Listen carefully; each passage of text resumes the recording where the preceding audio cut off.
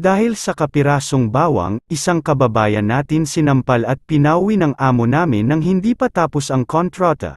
Kaya kahit gaano kaliit basta pag-aari ng company, kung maari lang wag mong pakialaman. Kahit walang halaga, ganito ang nangyari. Naka-assign siya sa gulayan, at paglabas niya sa trabaho, linagay niya yung kapirasong bawang sa baywang at dinala, hindi dinaan sa cashier. Nakita ng CCTV. Kaya tapos ang maligayang araw niya, pwede namang bumili. Ano kayang pumasok sa isip niya? Yung maganda niyang trabaho pinagpalit sa isang pirasong bawang, yan ang kasabihan. Kahit hindi mo mahalin ang company, mahalin mo lang ang trabaho mo. Nakakaawa man pero kagagawan niya, pinauwi na wala talagang pera. Nag-ambaga na lang kami para maibigay sa kanya, kahit papano may kaonting perang madala. Kanina nakita ko sa Facebook nag-post siya, nagtabas ng damo sa bukid, dito ang gaan ng trabaho naka-aircon pa.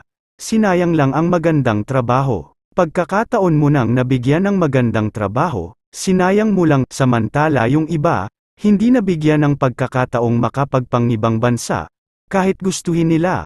Kaya kung mang ibang bansa tayo, yung gawain natin sa Pinas na hindi maganda, kung maari wag nating dalhin, wag na lang tayong gumawa ng bawal. Ang mabuting gawin natin magtrabaho na lang tayo ng maayos, at sumunod sa batas nila. Iwasan makagawa ng ikapahamak, isiping may mga mahal tayo sa buhay na naghihintay, iwasang masilaw sa bagay na hindi naman pag-aari natin, pag may magastuhan tayo. May sweldo naman, pwede bumili. Lalo na kung ganyan lang ang halaga. Hahay buhay o OFW talaga, pag minalas balik sa dating nakagawian. Ang hirap pa naman magsimula.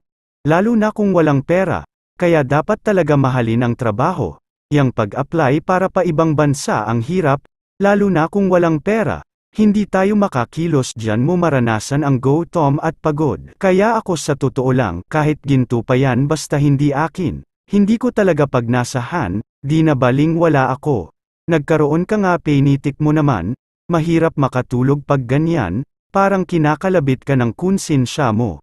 Mga tropa bago ko tapusin ang monting video natin, sana nagustuhan ninyo. Sana may napulot tayo na onting aral, sana suportahan ninyo ang channel ko, ang Dentoy TV sa pamaraan ng pagpindot ng subscribe button at notification bell. Maraming salamat sa inyong panunood.